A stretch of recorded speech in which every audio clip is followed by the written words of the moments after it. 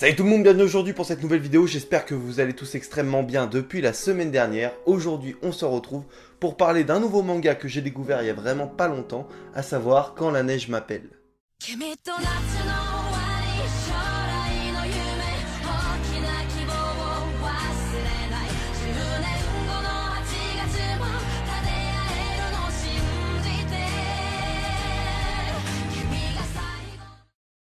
Quand la neige m'appelle de son titre original Yuki no Onna est un manga qui est paru en France en 2019. Il a été dessiné par Aizawa Makoto et il est de style amour, conte et légende.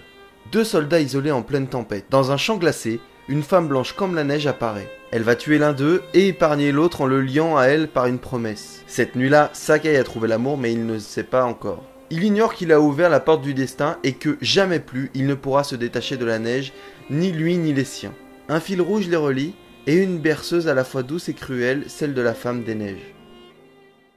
Bon, je vais être très clair dès le début, avant de me renseigner sur cette histoire et de comment elle a été conçue, je ne savais pas du tout quoi penser de ce manga. Mais grâce à ce manga, j'ai pu justement m'intéresser à l'origine de cette histoire. Et puis au fur et à mesure de mes recherches, j'ai pu me rendre compte avec mes sources très fiables, à savoir Wikipédia, qu'il s'agit en fait de l'adaptation d'une des histoires d'un recueil écrit par Lafcadio Hearn, qui est un auteur irlandais du 19e qui a eu la nationalité japonaise justement à la même période. Alors, et de ce que j'ai lu, ce mec-là à la base c'est un journaliste qui a écrit pas mal d'études, que ce soit sur le folklore japonais ou autre, et justement, dans son recueil qu'il a appelé Kwaidan, alors je suis désolé pour la prononciation, c'est peut-être pas ça, eh bien il y a une histoire qui concerne la femme des neiges, ou Yuki Onna. Et en fait dans ce recueil en général, il a fait part de toutes les histoires qu'il a pu soit lui-même vivre, soit des histoires qu'on lui a rapportées, et donc évidemment des histoires du folklore japonais. Et donc Yuki Onna est une légende japonaise qui lui a été racontée par un fermier. Après de ce que j'ai lu également, il y a eu des adaptations en film en 64 et tout, ouais bon là je suis parti vraiment loin parce que ça m'a tellement intrigué que je voulais aller voir d'où ça venait.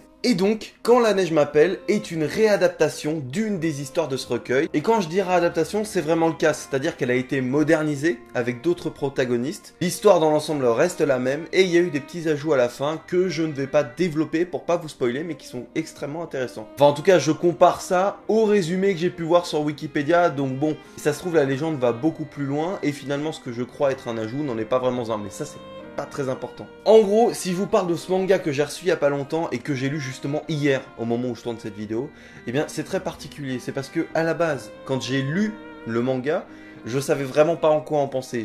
Je dirais pas que j'ai aimé, je dirais pas que je n'ai pas aimé. J'ai juste été extrêmement intrigué parce que j'ai tout de suite compris qu'il s'agissait d'une histoire de fantôme. Il y avait sûrement une légende derrière et donc je suis allé me renseigner. J'ai pu lire la postface justement de ce manga et j'ai découvert tout ça, tout ce que je viens de vous raconter. Et je trouve ça génial que juste un tome, un manga comme ça a pu me lancer dans des recherches, chose que je ne fais jamais, pour justement comprendre d'où venait cette histoire et d'où viennent les inspirations. Bon là on parle pas vraiment d'inspiration parce que c'est vraiment l'adaptation d'une autre histoire.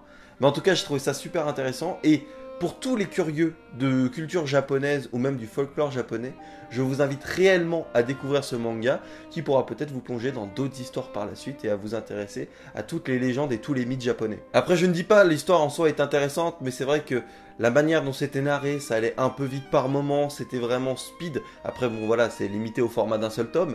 Donc, je pense pas que pour une lecture seule comme ça vaille le coup. Je pense réellement qu'il faut utiliser cette lecture pour aller plus loin et pour ensuite s'intéresser à d'autres histoires, à d'autres légendes. Et je pense que vraiment je vais m'y intéresser davantage parce qu'il y a plein de choses que je ne connaissais pas.